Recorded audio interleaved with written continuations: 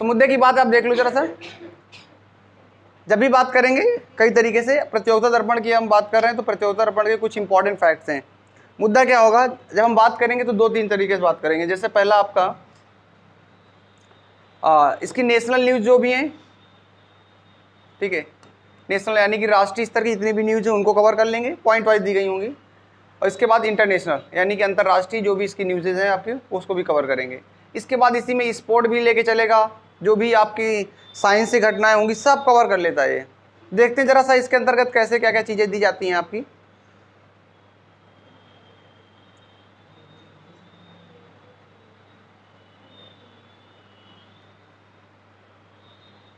देखिए इसका आपका ये पाठ्यक्रम है, मतलब कह सकते हैं सिलेबस कैसे दे रहा है। पहले नेशनल जो भी इंफॉर्मेशन है वो देगा, इंटरनेशनल देगा, फिर इकोनॉमिक्स से रिलेटेड जो भी होगा, जो लेटेस्ट आपकी करंट अफेयर रिलेटेड है। जैसे आप हिस्ट्री पढ़ते हैं, इसमें इसकी खास बात ये है, जैसे आप हिस्ट्री पढ़ेंगे तो आप हिस्ट्री तो पढ़ते आ रहे हैं, लेकिन उस महीने में जो भी हिस्ट्री से इंपॉर्टेंट फैक्ट बनते हैं वो इस पर कवर कर देगा।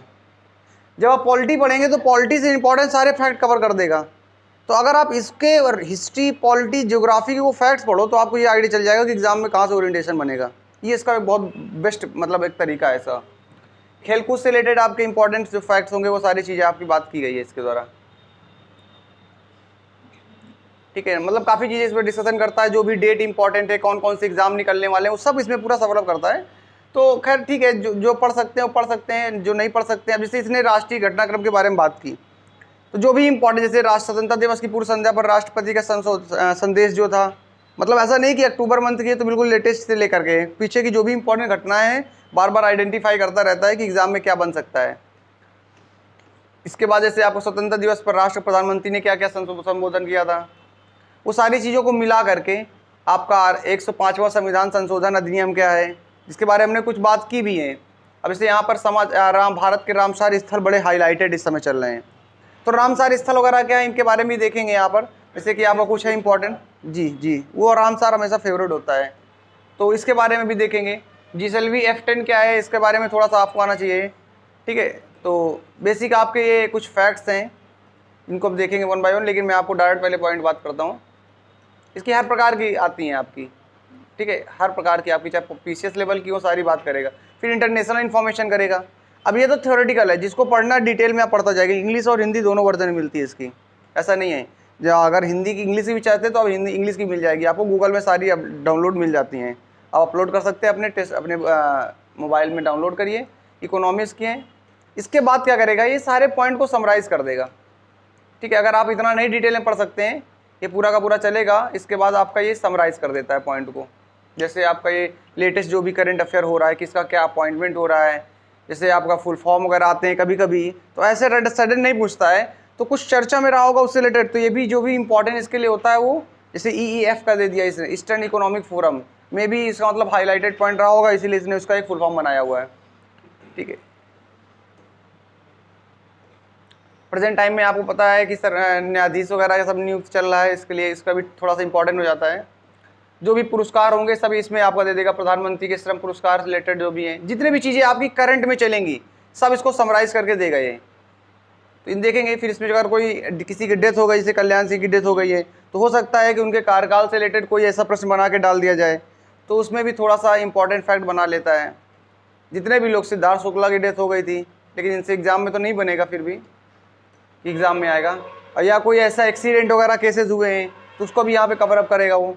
अब इन सब के बाद जो भी बुक्स वगैरह इंपॉर्टेंट है, कोई ऑपरेशन हुआ है कि जिसे ऑपरेशन देवी शक्ति के बारे में लिख रखा है, तो इसका तरीका बहुत अच्छा है बताने का। मतलब ये जो बुक है बहुत अच्छे तरीके से एक्सप्लेन करती है हर चीज़ को, करंट अफेयर पढ़ने के तरीके को।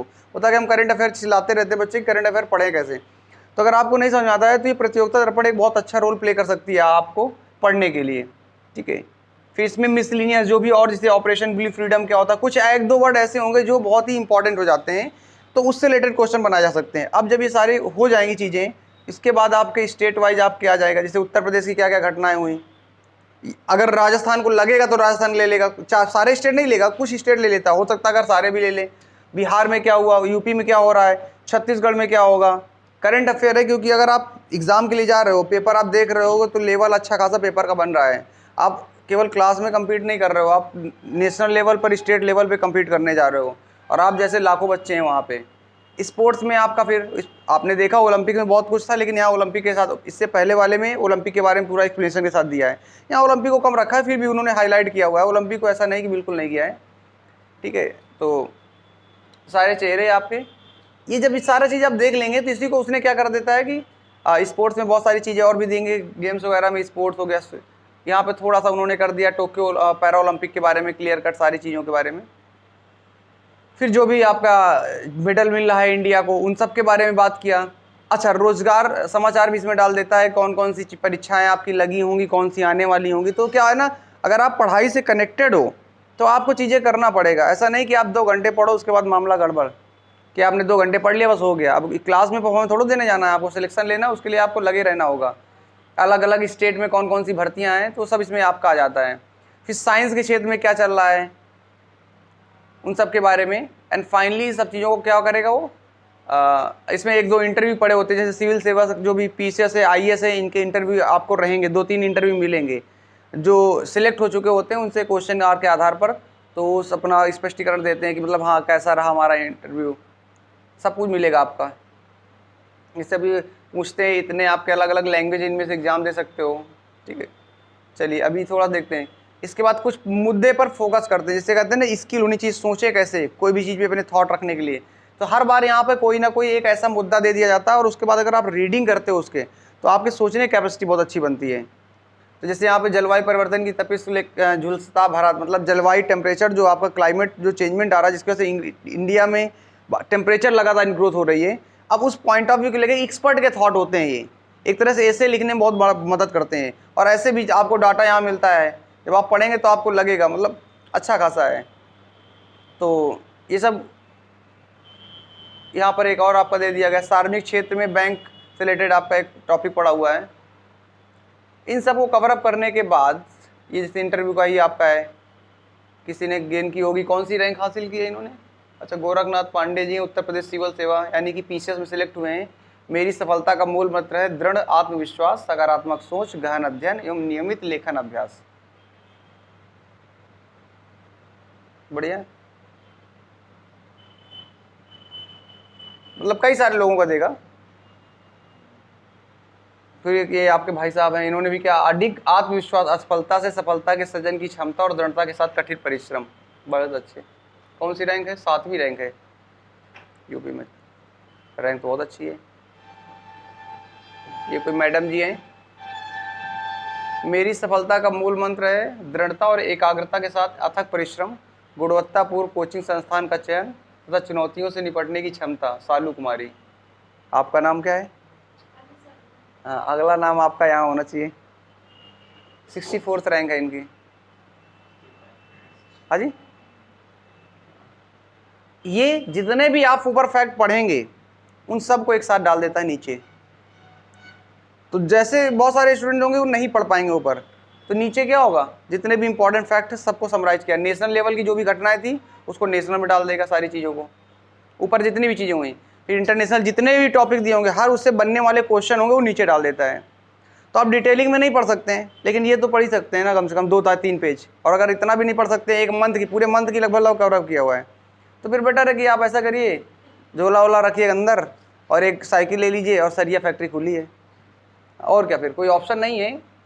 तो फिर इसके बाद अलग अलग मुद्दों पे डिस्कशन करेगा, इंटरनेशनल में और क्या चल रहा है, अफगानिस्तान भारत समस्या क्या है, ईरान अमेरिका, ऐसे मुद्दों पे अपने विचार रखेगा, क्योंकि ये थोड़ा सा आयोग वाले लेवल की बुक है।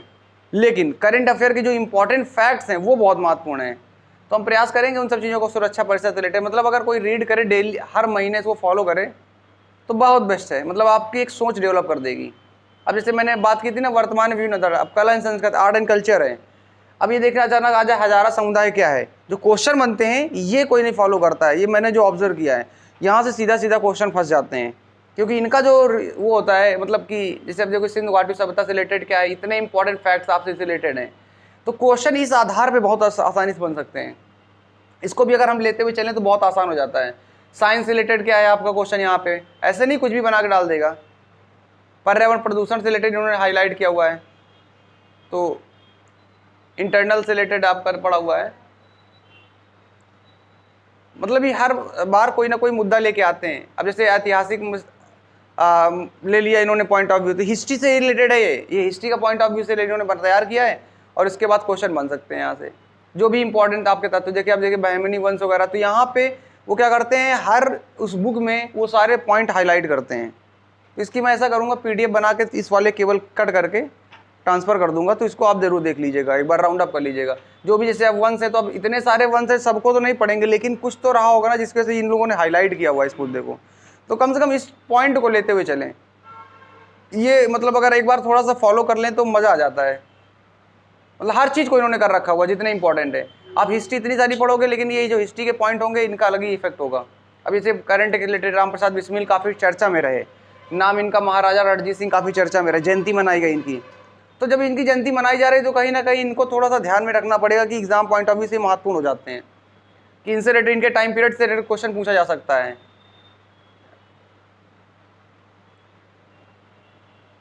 ठीक है, तो मतलब ये आपका है। बाकी तो आप मौद्रिक नीति और इकोनॉमिक्स का पोर्शन है। इकोनॉमिक्स कुछ टर्मोलॉजी आपकी इंपॉर्टेंट है, रेपो दर वगैरह क्या है, बैंक दर क्या है, सब बता देता है इस। मतलब आप अगर सब्जेक्ट नहीं भी पढ़ रहे हैं और अगर इस बुक को फॉलो कर रहे हैं, तो आप हर सब्जेक्ट में टच ले लेंगे, हर सब्जेक्ट को लेके चलते हैं, किसी को छोड़ते नहीं हैं। कोरोना से रिलेटेड आ गई मानसिक दशा, फिर नीचे काफ़ी कुछ रहेगा जो आपके मतलब का ज़्यादा नहीं है, आपके मतलब का नहीं है। जैन धर्म तीर्थंकर है। अब जैसे जैन धर्म आपने पढ़ रखा है, लेकिन एक बार इसको शॉर्ट नोट मार दीजिए, इसमें आपको ऐसे बहुत सारे फैक्ट मिल जाएंगे जो आपने नहीं पढ़े होंगे। बात अलग कि हम लोग पढ़ेंगे, और हम पढ़ भी चुके हैं पहले वाले टॉपिक में, तो इस तरह से थोड़ा सा ओरिएंटेशन बदलना होगा पढ़ने का।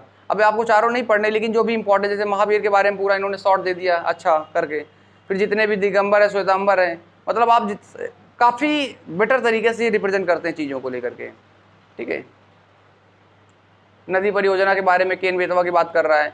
पंचायती राज व्यवस्था के बारे में अधिकतर डालते ही रहते हैं। अभी कल का पेपर था पीसीएस का, उसमें भी पंचायती राज व्यवस्था के बारे में आया था। और ये ऐसा कोई एग्जाम नहीं होता जहाँ ना आए, क्योंकि हर एग्जाम में अलग से टॉपिक लिख रखा उन्होंने, हर टॉपिक में। उनके पेड में भी अलग से लिख रखा था, तो पेड के एग्जाम तक में उन्होंने टॉपिक लिख रखा हुआ है। तो फिर बेटर होता है कि यार एक बार इसको भी अच्छे से पढ़ लो, और यहाँ बहुत कुछ दे देते हैं इस पर। हाँ, डिटेल में बहुत रहता है, बस थोड़ा सा ये फर्क रहता है, डिटेलिंग कर देते हैं, तो डिटेलिंग से बढ़ना। जैसे यही आपका जीवी आप राय समिति थी, आपको अशोक मेहता समिति पढ़ा हुआ था कल क्वेश्चन पेपर पीसीएस में था। तो मतलब अगर आप देखो तो कहीं ना कहीं अभी बिल्कुल सेम टू सेम हाईलाइट करके डाला हुआ, और पीसीएस के पेपर में आया भी है सेम क्वेश्चन। ये किसी ने अगर इसको पढ़ा होता तो पीसीएस का क्वेश्चन सही था। बहुत सारे क्वेश्चन ऐसे आपके हाईलाइट करते हैं लोग, और ये रिसर्च के बाद बनाई जाती है पूरी। इसका मतलब ये है कि पंचायती राज व्यवस्था में कहीं ना कहीं क्वेश्चन बन रहा होगा, या कहीं ना कहीं वो चर्चा में रही होगी। एक और आपका क्वेश्चन था कोई, अगर वो मिलता है। ये सब पूरे डाल दिया हुआ है, इसमें मैं एक चीज़ चेक कर रहा हूँ, क्या वो भी पढ़ी है?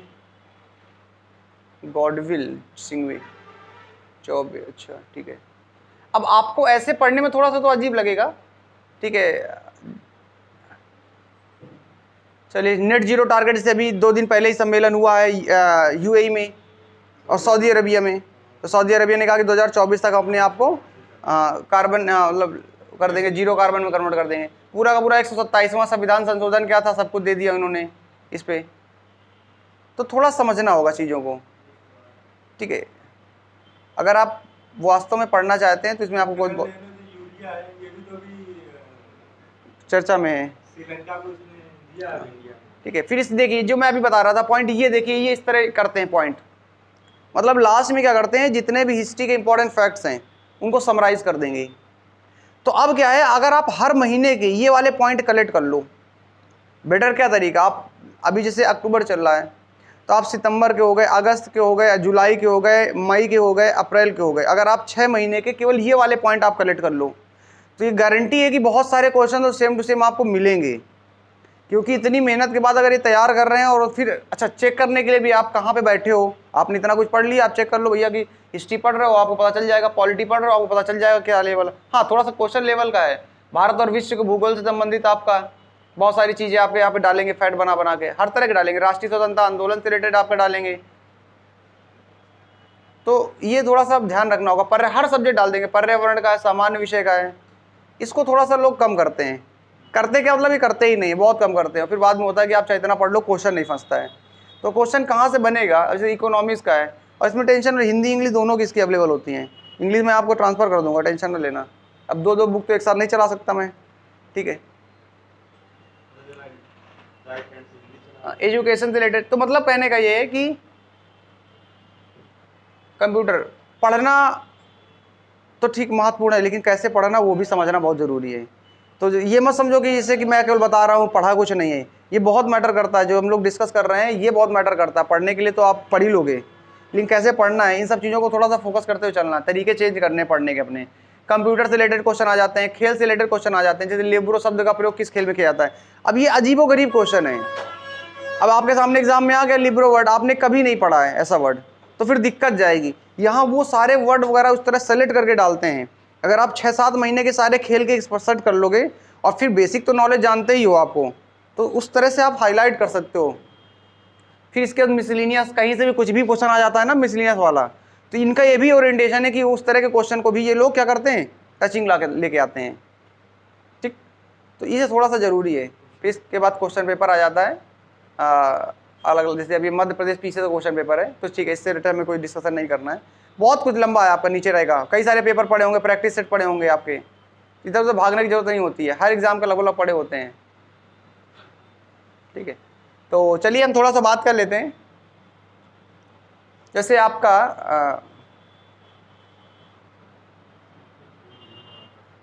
हाँ जी, सीखते रहना चाहिए जीवन में। इसके सीखिए जीवन जीना और आकर्षक बनना। हाँ, आकर्षक बनना सीखें। ठीक है, जीवन जीना। परहित शरीर धर्म नहीं भाई, पर पीड़ा सम नहीं अदमाई, ये उसकी चौपाई है। हमको लग रहा तुलसीदास, हाँ तुलसीदास की है। ठीक है, तो अगर आपको करंट अफेयर पढ़ना है तो करंट अफेयर की बात कर लेते हैं। किसी इस टॉपिक में से आप कहते हैं ना हिस्ट्री ज्योग्राफी, इस टॉपिक उठाना है तो इस टॉपिक ले लें।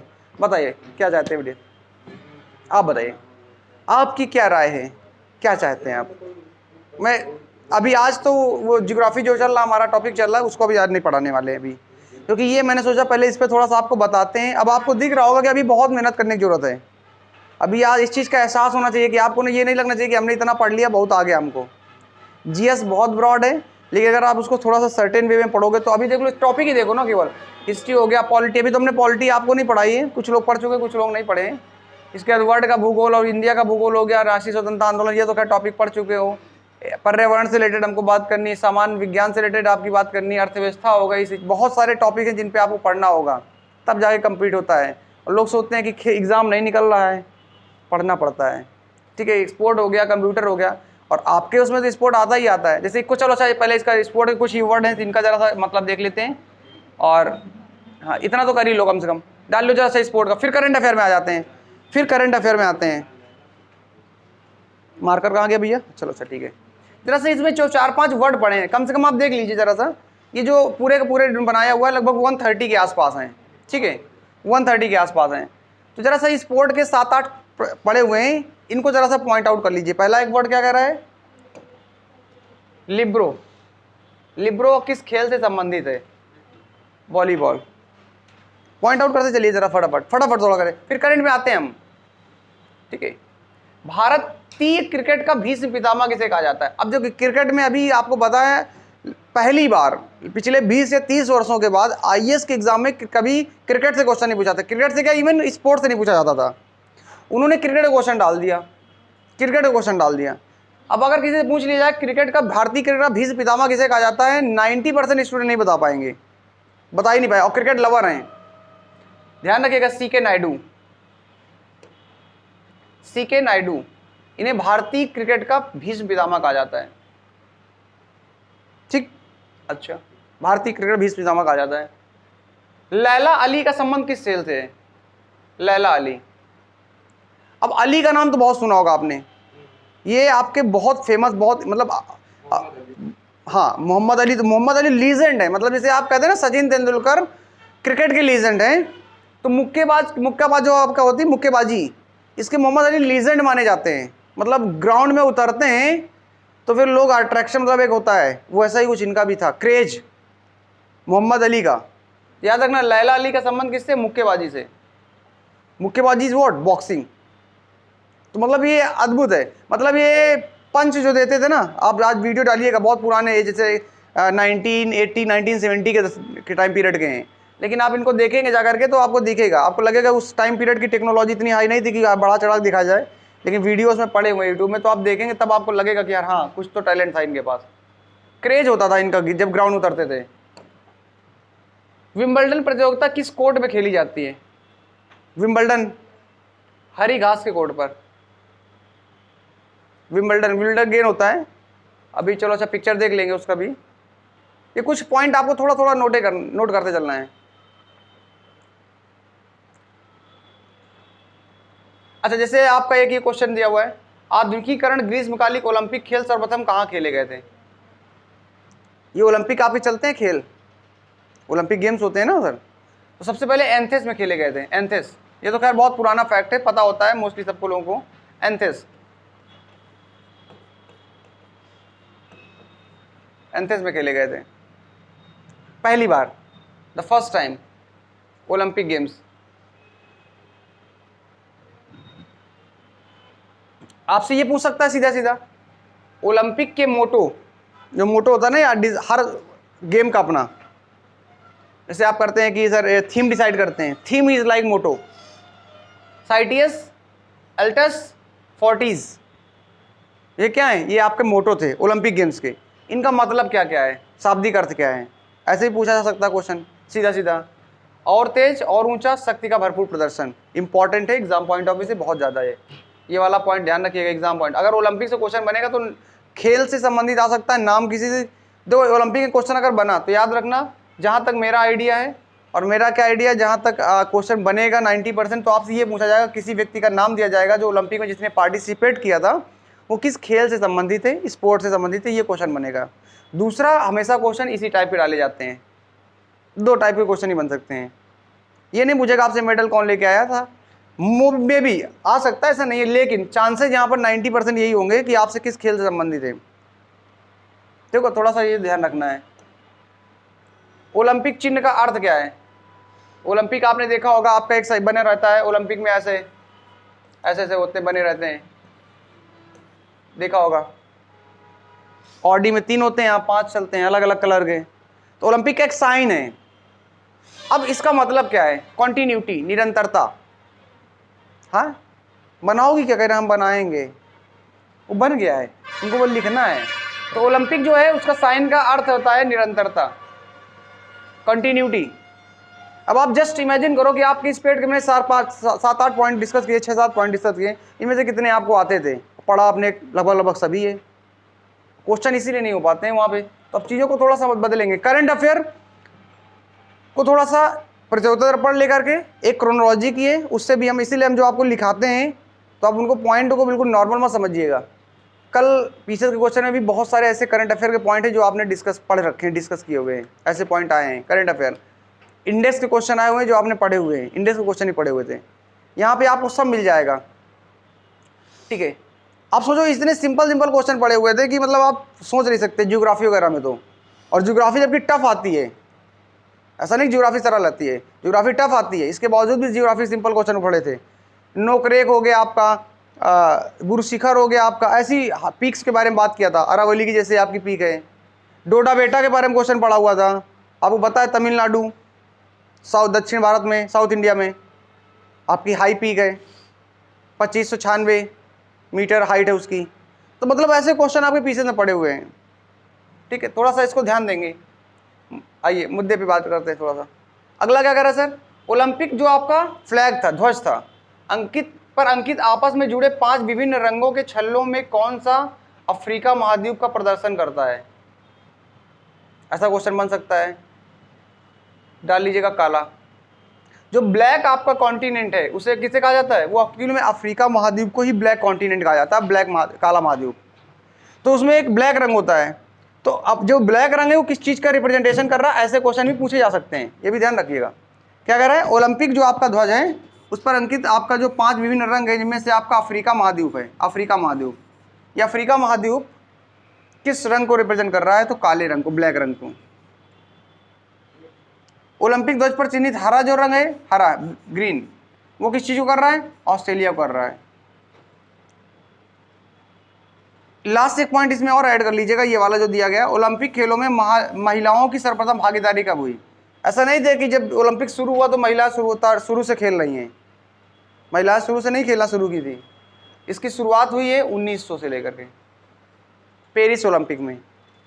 कम से कम इतने पॉइंट तो आपके ये एक मंथ के हैं।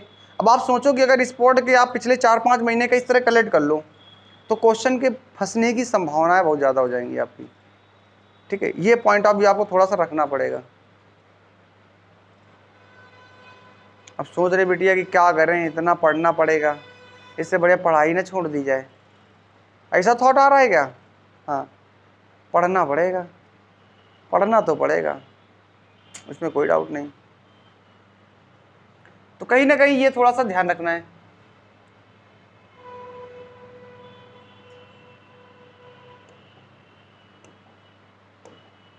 चलिए, तो एक बार इसको देख लीजिए, कौन कौन से पॉइंट। लिब्रो खेल का संबंध किससे है? वॉलीबॉल से। भारत फीस पितामह किसे कहा जाता है? सीके नायडू को कहा जाता है। लैला अली किससे संबंधित है? मुक्केबाजी से, बॉक्सिंग से रिलेटेड है। विंबलडन किसे पे खेली जाती है? हरी घास पे खेली जाती है। ग्रीष्मकालिक ओलंपिक खेलों का सर्वप्रथम आयोजन कहाँ हुआ? एथेंस में हुआ। ओलंपिक के मोटो क्या थे? और तेज, और ऊंचा, और निरंतर आपका शक्तिपूर्वक प्रदर्शन करते रहना, भरपूर प्रदर्शन करते रहना। ओलंपिक चीज का अर्थ क्या होता है? कॉन्टिन्यूटी होता है, निरंतरता होता है। ओलंपिक ध्वज पर अंकित आपस में जुड़े 5 विभिन्न रंग के छल्लों को कौन सा अफ्रीका महाद्वीप को अंकित करता है? काला रंग, वो ब्लैक रंग अंकित करता है। सर ओलंपिक ध्वज पर चिन्हित हरा जो रंग है वो किसको करता है सर? वो ऑस्ट्रेलिया करता है। ओलंपिक खेलों महिलाओं की भागीदारी कब शुरू हुई? पेरिस में 1900 में आपकी शुरुआत होती है। ये आपके कुछ आपके फैक्ट थे, किससे रिलेटेड? खेल से रिलेटेड फैक्ट्स हैं, इंपॉर्टेंट है। ठीक है, इनको हल्के में नहीं ले सकते हैं। आइए जरा सा कुछ वर्ड ऐसे दिए गए हैं जो आपके विविध में पड़े हुए हैं, यानी कि मिसलिनियस वाले हैं। जरा 5-6 प्रश्न इनको भी जरा समझ लेते हैं, इनका अर्थ क्या होता है। मिसलिनियस है, कुछ भी हो सकता है इनमें से। तो इनमें से 5-6 इन्होंने बना के डाला हुआ है, तो कोई रीजन रहा होगा इन्होंने डाला होगा। पहला सीधा सीधा, भारत के राष्ट्रीय ध्वज का डिजाइन किसने तैयार किया? क्वेश्चन आपके कई बार पूछा जाता है, इसीलिए इन्होंने इसको रख रखा है कि क्वेश्चन आ सकता है। इसको याद रखिएगा, पिंगली वेंकैया, इंपॉर्टेंट है। पिंगली वेंकैया हु हैज जो आपका इंडिया फ्लैग, इंडिया का आपका दिख रहा होगा, इंडिया फ्लैग का जो 3 रंग आपका 3:2 रेशियो में है, हरा नीला, पत्ते नीले रंग की पट्टी होती है, सफ़ेद होता है, रेड होता है। तो ये जो कलर है, ये सब पूरा डिज़ाइन किसने मेकिंग किया? ये आपका पिंगली वेंकैया थे। ये संविधान सभा के दौरान थे और उस दौरान बनाया गया, इनको जिम्मेदारी सौंपी गई थी। तो पिंगली वेंकैया नाम याद रखना, राष्ट्रीय ध्वज का डिज़ाइन तैयार करने वाले हैं।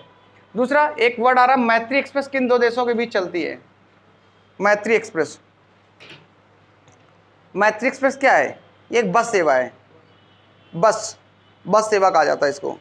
अब ये बस सेवा क्या है? भारत और बांग्लादेश के बीच चलती है। तो अब आपसे पूछ लेगा मैत्री एक्सप्रेस क्या है, तो पहली चीज़ तो यही आपको ध्यान रखना है। फिर दूसरी चीज़, किन 2 देशों के बीच चल रही है? भारत और बांग्लादेश के बीच चल रही है। ये चीज़ें ऐसे आप पढ़ते समय आप नहीं पढ़ेंगे, जैसे हमें भूगोल पढ़ रहे हैं, हम लोग जियोग्राफी पढ़ रहे हैं, हम लोग हिस्ट्री पढ़ रहे हैं, वहाँ ये नहीं मिलेंगी इस चीज़ों का। और अगर आप करंट के टच में नहीं हो तो क्वेश्चन छू भी नहीं पाओगे। और हर एग्जाम में लगभग 50% करंट के क्वेश्चन आ रहे हैं, 50%, 40% करंट टच कर रहा है। तो भैया करंट तो पढ़ना ही पड़ेगा आपको, करंट से आप दूर नहीं जा सकते। जैसे कह रहे थे करंट नहीं पढ़ते, कुछ और पढ़ते हैं, मन बनाना पड़ता है, मन बनाइए। एक कहावत भैया जी देखो, जैसे लग रहा है क्या मतलब गुस्सा आ रही क्या? किस चीज़ की? हाँ तो पढ़ा नहीं तो वो तो आपकी गलती है। चलिए, करना पड़ता है सर। एक कहावत बड़ी, फिर मन के हारे हार है, मन के जीते जीत। तो मन को काबू करो। हाँ बेटी क्या हो गया, तुम टेंशन में क्या हो? मच्छर है? अच्छा चलो, कल से इनकी सेवा खराब करते हैं। इसके बाद एक ही आपका 3 मुख वाली ब्रह्मा विष्णु और महेश की मूर्ति कहाँ स्थित है? 3 मुख वाली ब्रह्मा विष्णु और महेश, एलिफेंटा गुफा में, एलिफेंटा गुफा। निपख नामक आंदोलन किस धर्म गुरु ने चलाया था? दादू दयाल, एक कबीर के समकालीन है, दिख रहा होगा, दादू दयाल, कबीर। ये कहाँ पर फेमस है? गुजरात की तरफ, दादू दयाल बहुत फेमस थे। ठीक है, भक्ति आंदोलन, भक्ति धारा से जुड़े हुए हैं, भक्ति धारा। जैसे आपको कबीर के बारे में दिखता था, कबीर कैसे हैं? कबीर निर्गुण से बिलोंग करते हैं, है भक्ति धारा। भक्ति धारा में 2 धर्म थे, एक सगुण था, एक निर्गुण था। ये निर्गुण धारा के लोग हैं, कबीर हो गया, दादू दयाल हो गया। निर्गुण मतलब ये ईश्वर पे विश्वास नहीं करते हैं, ये भगवान मूर्ति पूजा पे विश्वास नहीं करते। ईश्वर पे तो है, मूर्ति पूजा पर विश्वास नहीं, एक पावर पे विश्वास है। मूर्ति पूजा का खंडन करते हैं, जो भी प्रथाएं चलाते हैं इन सब का विरोध करते हैं। तो दादू दयाल उतना ही महत्वपूर्ण रोल रखते हैं जितना कि कबीर रखते हैं, जितना कि तुलसी रखते हैं। आपने नाम सुना होगा पहली बार, लेकिन उतना ही महत्वपूर्ण रोल है इनका। ध्यान रखिएगा दादू दयाल के बारे में। कबीर का जन्म कहाँ हुआ? काशी, लाहौर तारा एग्जैक्ट वर्ड है आपका, जहाँ पर इनका जन्म माना जाता है। ध्यान रखिएगा।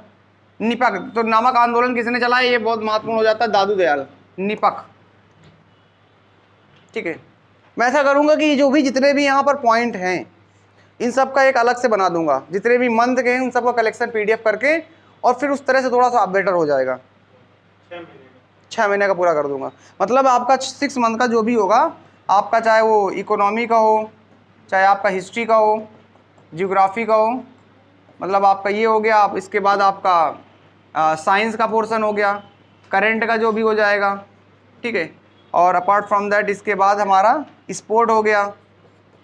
इन सब का जितना भी लास्ट 6 मंथ का है उन चीज़ों को कवर अप कर ले, और अगर हम उतना ही पढ़ लेना तो बहुत सारी चीज़ें ऐसे आसानी से हो जाएंगी। तो इसको थोड़ा सा फोकस करेंगे। और स्टेट वाइज भी इनमें सब दिया रहता है, तो हर मंथ में स्टेट में क्या हो रहा है उसके बारे में कुछ ना कुछ दिया रहेगा, तो उसको भी फोकस करते हुए चलना है। चलिए, तो चीज़ों को थोड़ा समझते चलिएगा। जैसे एक आपका भक्ति आंदोलन के दौरान असम में भक्ति आंदोलन को किसने चलाया?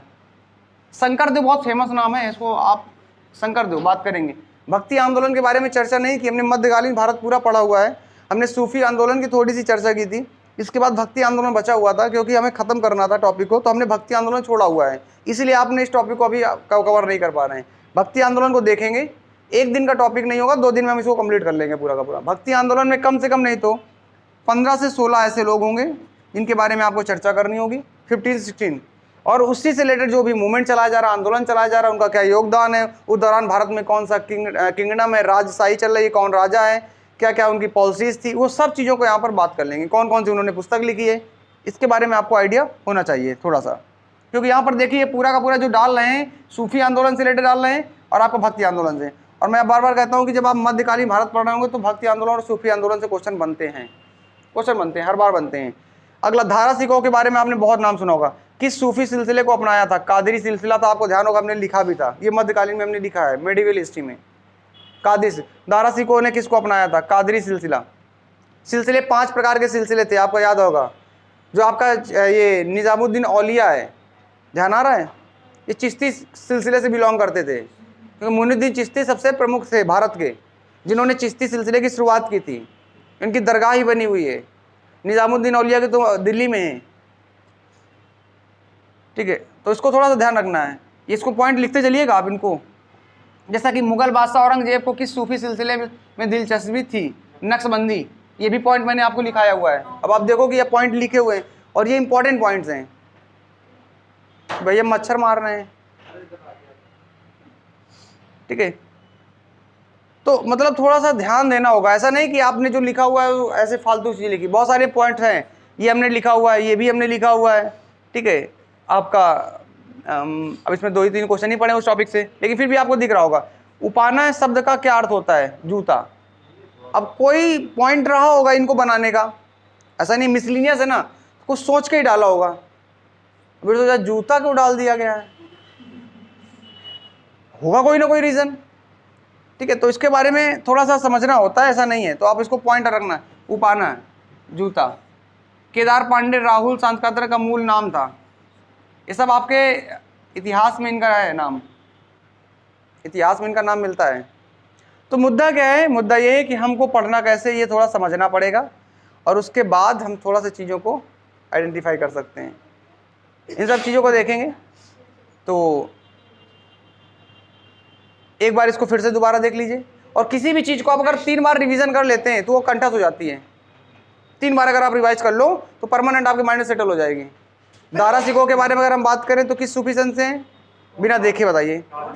दारा सिखों किस सूफी किस सिलसिले को उन्होंने एक्सेप्ट कर रखा था? कादरी को किया था। औरंगजेब ने किसको कर रखा है? नक्शबंदी कर सकता है। काबीर का जन्म कहाँ हुआ है? ठीक है। अगर हम बात करें निपक नामक आंदोलन किसने चलाया था? दादू दयाल ने कराया था, ठीक है। मैत्री एक्सप्रेस किन 2 देशों के बीच चलती है? भारत के बीच में। भारत के राष्ट्रीय ध्वज को डिजाइन किसने तैयार किया था? पिंगली वगैरह। तो आप ज़्यादा नहीं आपको करना, बस 2-3 बार आप रिवीजन मारो, चीज़ों को आसानी से कर सकते हो। इस पर हम देखेंगे। अब आते हैं थोड़ा सा मुद्दे में, करंट क्या टाइम हो रहा है अभी, ठीक है। ऐसे आप लोग इकोनॉमिक्स से बिल्कुल भागते हैं, ऐसा लग रहा है कि इकोनॉमिक करंट मारती है आपको। जरा सा इस पे देख लेते हैं थोड़ा सा, भारतीय राज्य व्यवस्था और संविधान से रिलेटेड। भैया जी भारतीय राज्य व्यवस्था की ओर बढ़ रहे हैं, जरा देख लीजिए आपकी तैयारी है भारतीय राज्य व्यवस्था में, तो मैं आशा करता हूँ आप इस पॉइंट में से आप 100 में से 90% के ऊपर निकलेंगे। तो देखते हैं जरा सा भारतीय राज्य व्यवस्था की ओर। पहला ही है, देखिए कितना शानदार प्रश्न पड़ा है, मजेदार प्रश्न पड़ा हुआ है। किस वाद में उच्चतम न्यायालय ने यह धारणा व्यक्त की थी कि मूल अधिकार व्यक्ति को जैसा उसे सबसे अच्छा लगे उस तरह अपनी जिंदगी की रूपरेखा तैयार करने के लिए सक्षम बनाते हैं। अब ये जो वाद आया था, ये गोलकनाथ वाद आया था, ये आया था 1968 में। ये वाद जो था, इसमें गोलकनाथ वाद में कहा गया था कि जो विवाद चल रहा था ना, पर आपका प्रस्तावना का विवाद यहाँ दिखाया गया था। बेरुबारी वाला वाद आप देख रहे होंगे, तो बेरुबारी वाला वाद हुआ, सुनिए तो क्वेश्चन तो यही है ना, बेरुबारी वाद 60 में हो रहा, 60 में। जब 60 में बेरुबारी वाद हुआ तो उसने कहा कि संविधान में प्रस्तावना अंग नहीं है, ठीक, अंग नहीं है, तो कि ठीक कोई बात नहीं, प्रस्तावना अंग नहीं है। अब इसके बाद मुद्दा ये हुआ कि संविधान में संशोधन हो गया, और संविधान में संशोधन हुआ तो संशोधन में अब समस्या आ रही थी मौलिक अधिकार में, आपका राइट टू प्रॉपर्टी, अनुच्छेद 31। उधर क्या था, अनुच्छेद 39 के तहत सभी को इक्वलिटी लाने के लिए, समानता, सभी संसाधनों का समान वितरण करना है ना, तो उसके लिए राइट टू प्रॉपर्टी के अधिकार को छीना भी जा सकता है। इस प्रक्रिया के दौरान संविधान में संशोधन हुआ, और संविधान में संशोधन होता है, गोलकनाथ इसके अगेंस्ट बैठ गए। इसी के अपोजिट केस आता है केशवानंद भारती का। 1973 में जो केस आया केशवानंद भारती, गोलकनाथ की पीठ जो थी, दूसरे नंबर का निर्णय था, इनकी निर्णय को उल्टा उन्होंने किया है। इन्होंने ये कहा था कि मौलिक अधिकारों में, इनका बेसिक मतलब था कि मौलिक अधिकारों में परिवर्तन नहीं किया जा सकता, ये कहने का मतलब इनका यहाँ पे इन्होंने ये कहा है, मौलिक अधिकारों में परिवर्तन नहीं किया जा सकता है। केशवानंद भारती कहेंगे कि परिवर्तन किया जा सकता है। केशवानंद भारती जो केस होगा उसी के बाद तो 42वां संविधान संशोधन होता है, और फिर 44वां संविधान संशोधन उन्होंने कर दिया किसमें, संपत्ति के अधिकार को हटाने के लिए। तो गोलकनाथ पर्टिकुलर इसके बारे में बात करेंगे। अब डिटेलिंग में बहुत कुछ है, लेकिन हम इतना डिटेल में तो नहीं जाएंगे अभी। मुद्दा क्या है, ध्यान होना चाहिए गोलकनाथ का संबंधित क्या है। चलो कोई बात नहीं, अगला जरा देख लीजिए, ये तो सबको पता है। खैर दूसरा पॉइंट क्या कह रहा है, क्योंकि हम पढ़ चुके हैं इसलिए बात कर रहे हैं। लोकसभा हो या राज्यसभा की संयुक्त बैठक किसके द्वारा आहुत की जाती है, राष्ट्रपति के द्वारा की जाती है लोकसभा, और इसका जो सेशन लाया जाता है अनुच्छेद 108 के तहत संयुक्त अधिवेशन की अध्यक्षता की जाएगी किसके द्वारा। अब अगर संयुक्त अधिवेशन बैठक हुई है, इसका मतलब इसकी अध्यक्षता की जाएगी किसके द्वारा, लोकसभा अध्यक्ष स्पीकर के द्वारा की जाएगी। अध्यक्ष स्पीकर जो होगा लोकसभा का वो करेगा, ठीक है। इसकी अध्यक्षता संयुक्त अधिवेशन की कौन नहीं करता है, राज्यसभा का सभापति नहीं करेगा, यानी कि चेयरमैन ऑफ राज्यसभा। क्यों नहीं करेगा, क्योंकि वो किसी भी सदन का मेंबर होता ही नहीं है, हाउस का। तो मतलब आप जब ये पॉइंट आउट कर रहे हैं तो यहाँ से आपको कई सारी चीज़ों को हाईलाइट कर लेना है, ठीक है। तो इतना तो बेसिक आइडिया हो ही गया होगा आपको। अगला क्वेश्चन इन्होंने क्या डाला, धन विधेयक कहाँ पर पुनः स्थापित किया जाता है। अब आपको पता है धन विधेयक मतलब मनी बिल, मनी बिल के बारे में बात कर रहा है। और मनी बिल का स्पेशल राइट किसके पास है, मनी बिल का स्पेशल राइट है लोकसभा के पास।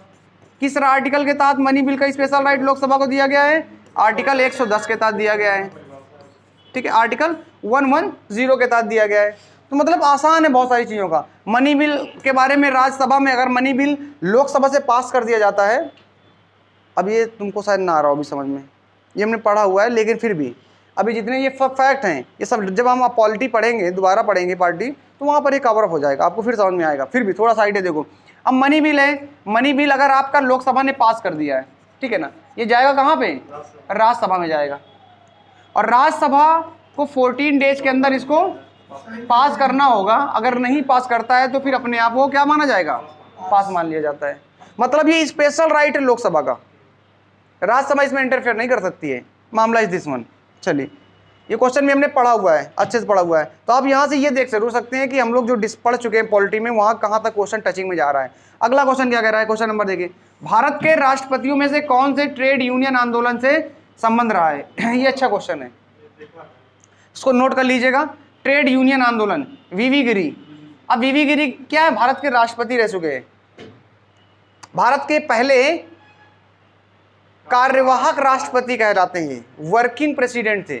लिखिएगा, बहुत महत्वपूर्ण क्वेश्चन है इनसे रिलेटेड।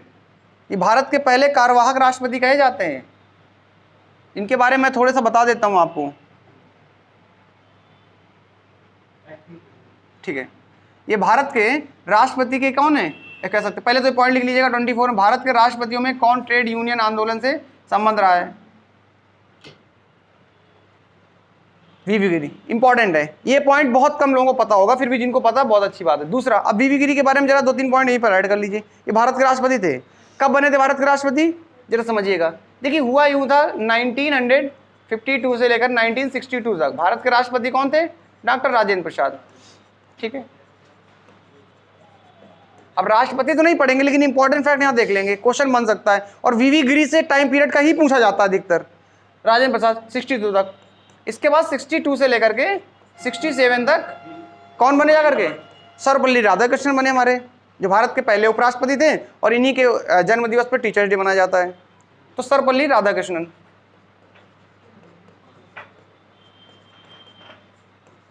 इसके बाद 67 में 1967 से 1969 में जाकिर हुसैन। जाकिर हुसैन क्या बनते, भारत के तीसरे राष्ट्रपति बनते हैं। लेकिन 67 में बने तो 5 साल के लिए बनते हैं, लेकिन इनकी 67 में डेथ हो जाती है। बहुत महत्वपूर्ण, यहाँ से टर्निंग पॉइंट आया, इसीलिए इंपॉर्टेंट क्वेश्चन पूछा गया है।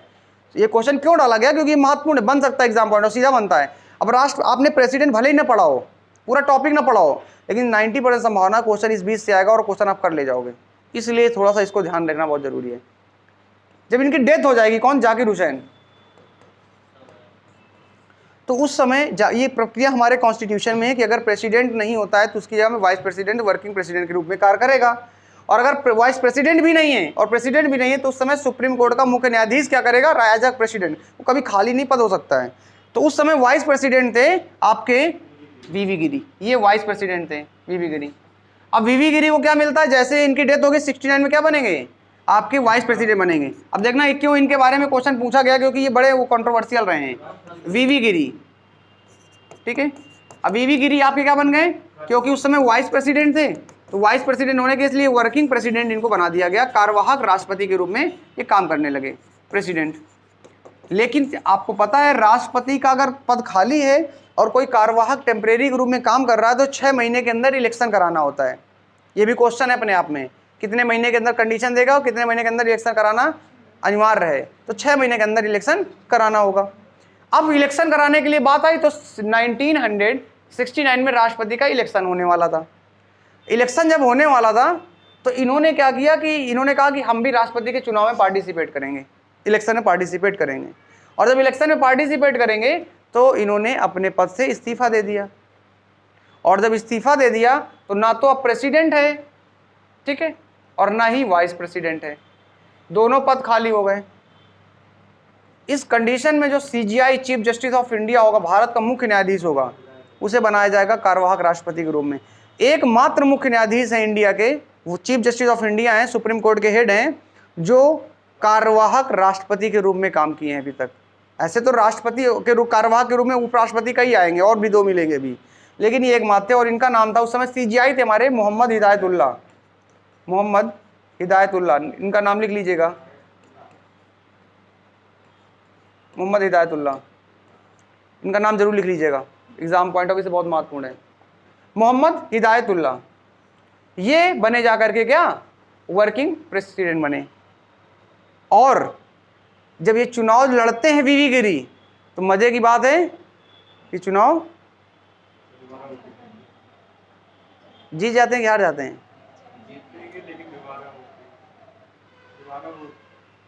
जीत जाते हैं, ठीक है। इनका इलेक्शन बड़ा कंट्रोवर्शियल है, इसलिए बात करेंगे। ये क्या होंगे, वीवी गिरी चुनाव जीत जाएंगे, और चुनाव तो जीतेंगे लेकिन पहली बारी काउंटिंग में नहीं जीतते हैं। तो यहाँ पे क्वेश्चन और बनता है इनसे रिलेटेड, क्वेश्चन ये बनता है कि बताइए कि आज तक राष्ट्रपति के चुनाव में किसके चुनाव कार्यकाल के दौरान या चुनाव में दूसरे बार की जनगणना काउंटिंग की गई थी, गणना की गई है। यहाँ पर इस सेकेंड राउंड काउंटिंग के दौरान ही जीते हैं। अब ये सेकेंड राउंड काउंटिंग क्या है वो अभी नहीं समझ में आएगा, इसको बाद में समझाऊंगा। लेकिन अभी बस इतना याद रखना, दूसरे बार की अगर काउंटिंग हुई है किसी इलेक्शन में राष्ट्रपति के, तो वीवी गिरी टाइम पीरियड में। तो आपको ये दिख रहा होगा कि इनको पॉइंट क्यों बनाया गया है यहाँ पे, वीवी गिरी का दिख रहा है, इसलिए महत्वपूर्ण है क्योंकि इतने सारे कंट्रोवर्शियल फैक्ट इनसे जुड़े हुए हैं जो कि आपने बिल्कुल नहीं लिखे। लिख लिया करो जब मैं बोला करूं, क्योंकि ये एक जगह ऐसे नहीं मिलेंगे, फिर राष्ट्रपति जब पढ़ेंगे तो देखेंगे वहां पे। ठीक है, that is the reason behind this one. ऐसा नहीं कुछ भी दे दिया जाता है, जो इंपॉर्टेंट है उसी को दिया जाएगा। चलिए आगे बात कर लें। तो यहां पे आपको दिख रहा है वीवी गिरी के बारे में पॉइंट। अगला क्या दिया हुआ है, अगला कह रहा है सर इंपॉर्टेंट फैक्ट है, इसको भी देखिएगा जरा सा। अगला क्या कह रहा है, किस सदन के सदस्यों द्वारा बहुमत से अविश्वास प्रस्ताव पारित होने पर मंत्रिपरिषद को त्याग पर देना पड़ेगा। सिंपल सा क्वेश्चन है, पढ़ चुके हैं। नॉन कॉन्फिडेंस मोशन की बात कर रहा है, इंग्लिश में जिसे कहा जाता है confidence motion, non confidence motion. अगर अविश्वास मतलब नॉन कॉन्फिडेंस मोशन लोकसभा पे होता है, पहली कंडीशन इंपॉर्टेंट फैक्ट आपको लिख लेना। लेकिन क्या है जरा इसको समझा देता हूं मैं आपको। क्या कह रहा है, अगर आपका गवर्नमेंट है, फॉर एग्जांपल ये गवर्नमेंट है आपकी, मोदी जी की सरकार है, मोदी जी की सरकार में कैबिनेट मिनिस्टर भी होंगे, COM जिसे बोलते हैं, कैबिनेट ऑफ मिनिस्टर, COM मंत्रिपरिषद ये होगी सरकार में। इनके पास क्या पूर्ण बहुमत है, मेजोरिटी है, एब्सोल्यूट मेजोरिटी है। अब इसका मतलब क्या है, पूर्ण बहुमत की सरकार इनके पास बनी है, लेकिन हो सकता है इनके मंत्री सांसद बगावत करने लगे धीरे धीरे पार्टी से और वो इनके अगेंस्ट हो जाए। जब अपोजिशन को लगेगा कि इनके जो मेंबर थे उनसे हट चुके, और यही तो होता है जब सरकार गिरानी होती है तो सामने वाली पार्टी के विधायक खरीद लेते हैं, सांसद खरीद लेते हैं, अनऑफिशियली तौर पे, ऑफिशियली तौर पे नहीं होता ऐसा। तो यहाँ पर होगा क्या कि अगर लगेगा अपोजिशन को कि अब इनके पास बहुमत नहीं बचा है, मेजोरिटी नहीं बची है, इनके लोग इनके अगेंस्ट हो चुके हैं, वोटिंग में वो इनके फेवर में बात नहीं करेंगे, तो अपोजिशन क्या करेगा, नॉन कॉन्फिडेंस मोशन ले आता है, अविश्वास प्रस्ताव ले आएगा। और अविश्वास प्रस्ताव जब ले आएगा और अगर ये पास हो जाता है लोकसभा में, पूछा जाएगा कहाँ लाया जाता है, ये लोकसभा में लाया जाएगा। अगर ये पास हो जाता है तो गवर्नमेंट को इस्तीफा देना पड़ेगा, इवन की गवर्नमेंट गिर जाएगी। इतना बड़ा पावर है इस नॉन कॉन्फिडेंस मोशन में। लेकिन अगर कोई एब्सोल्यूट मेजोरिटी में बैठा है तो ला ही नहीं पाओगे, मुद्दा तो ये है ना।